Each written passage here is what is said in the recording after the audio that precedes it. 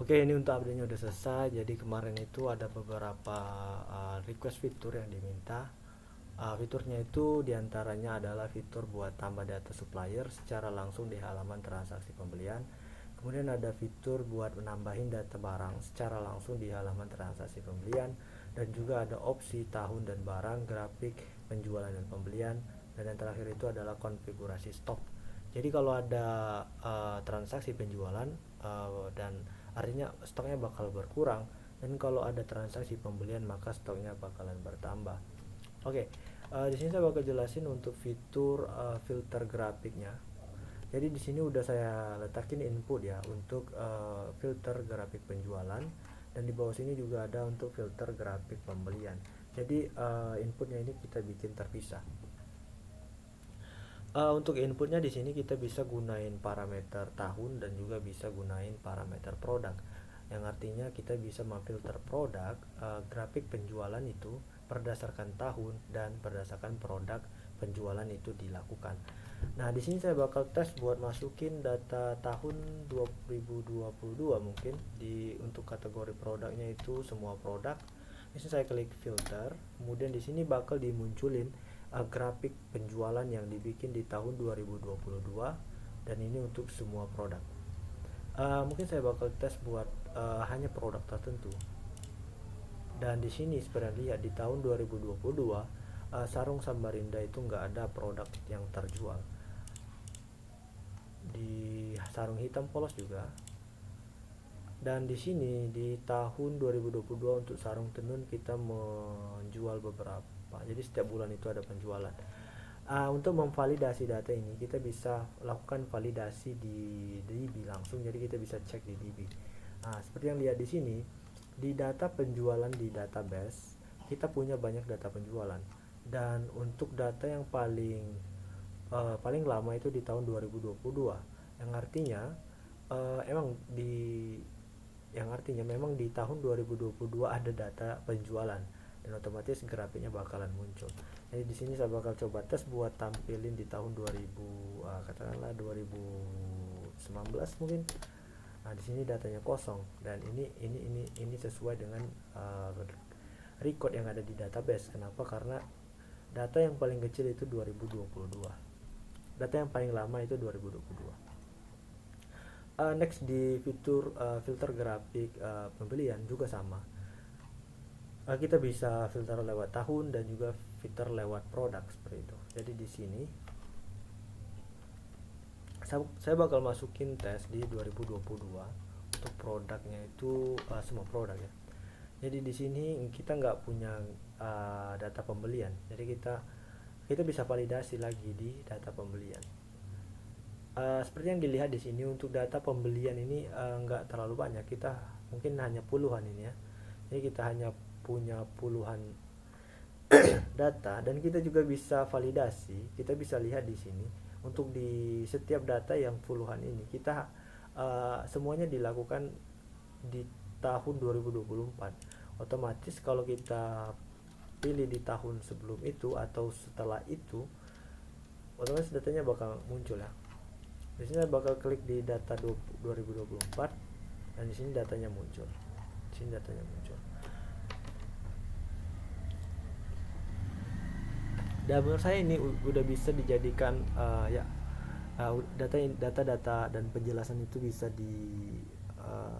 disimpulkan kalau grafik ini emang beneran di-generate berdasarkan data yang ada di database.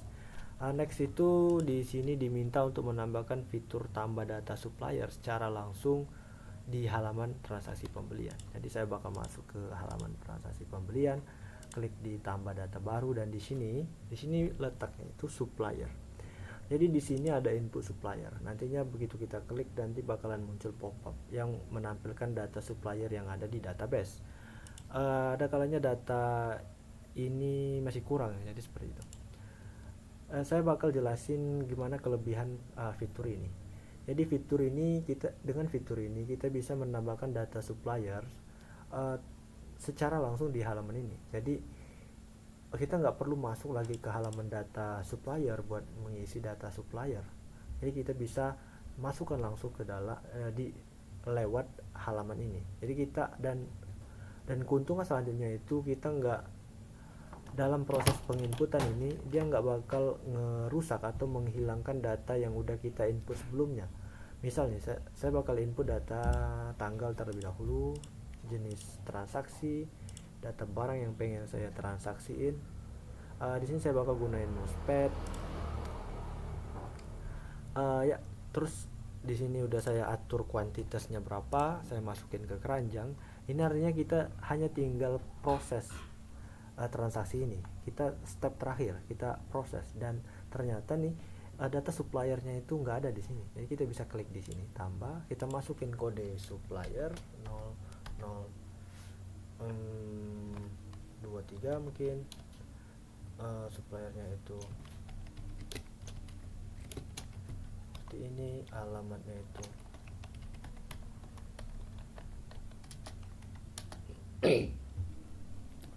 saya klik di button simpan, kemudian bakal dimunculin pop-up data berhasil disimpan.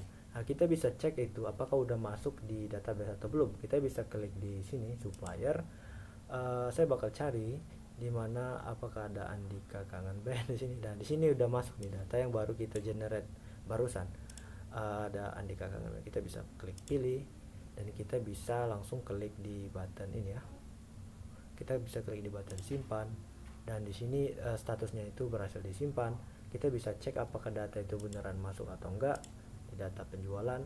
Dan di sini seperti yang dilihat di sini, ini ada data Andika Kangen Band, nama suppliernya Andika Kangen Band, seperti itu.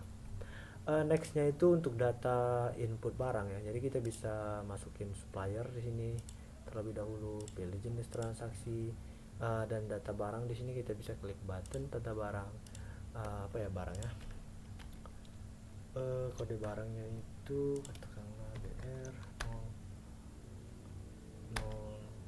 009 ya. Data barangnya itu mungkin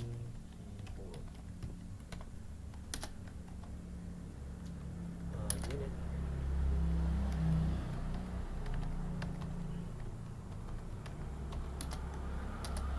Oke, di sini saya bakal klik di masukin data barang, boom. Di sana muncul pop-up juga tuh. Jadi kita bisa langsung cek di sini apakah keyboard bakalan masuk di sana. Dan di sini kita bisa lihat nih, kita punya data keyboard. Jadi kita bisa langsung pilih aja di sini. Nah, data keyboard udah masuk. Artinya ini udah sesuai ya. Kita bisa nambahin data supplier, kita juga bisa nambahin data barang langsung di halaman input pembeli, transaksi pembelian. Dan nextnya itu di sini kita diminta untuk mengaktifkan konfigurasi stok. Jadi kalau ada data transaksi penjualan, stoknya bakalan berkurang, dan kalau ada transaksi pembelian, stoknya nanti bakalan otomatis bertambah. Nah, di sini saya bakal demoin ya. Kalau seandainya di sini kan transaksi pembelian ya. Jadi di sini kan kita bakal membeli data baru, membeli barang baru. Di sini saya bakal tambahin 5 ya. Oke, ini artinya nih barang keyboard kita nanti itu stoknya bakal bertambah 5. Sebelumnya ini stok keyboard kita itu ada 100 unit. Jadi begitu kita klik simpan, seharusnya ini stoknya bakal berubah menjadi 105 seandainya mekanisme ini berhasil seperti itu. Jadi saya bakal klik simpan. Oke, di sini statusnya berhasil. Saya bisa langsung cek stok dari barang itu di sini. Saya bakal cek di keyboard, dan di keyboard saat ini stoknya udah bertambah menjadi 105 seperti itu. Dan itu artinya untuk mekanisme data pembelian berpengaruh ke stok, itu udah working. Nextnya itu untuk di data penjualan ya. Jadi begitu saya menjual sesuatu, maka stok barangnya itu bakalan berkurang. Di sini saya bakal masuk ke halaman penjualan, bikin penjualan baru, input data pelanggan, kemudian di bagian jenis transaksi saya pilih tunai. Di sini saya bakal gunain produk keyboard. Seperti yang dilihat sini, untuk stoknya itu kan 105 ya. Jadi saya bakal klik pilih dan saya bakal jual ya. Saya bakal jual katakanlah saya bakal jual 5 atau 20. Saya bakal jual 20. Nantinya kalau transaksi ini sukses, jadi seharusnya itu kuantitas dari stok kita itu bakal berkurang 20. Jadinya nanti 105 dikurangin 20. Jadi kita bakal dapat kurang lebih sekitar 85 lagi. Jadi stok kita bakalan jadi 85 kalau seandainya mekanisme ini berhasil. Oke, begitu saya klik di simpan, dan di sini datanya statusnya berhasil disimpan, saya bisa cek langsung di bagian data produk.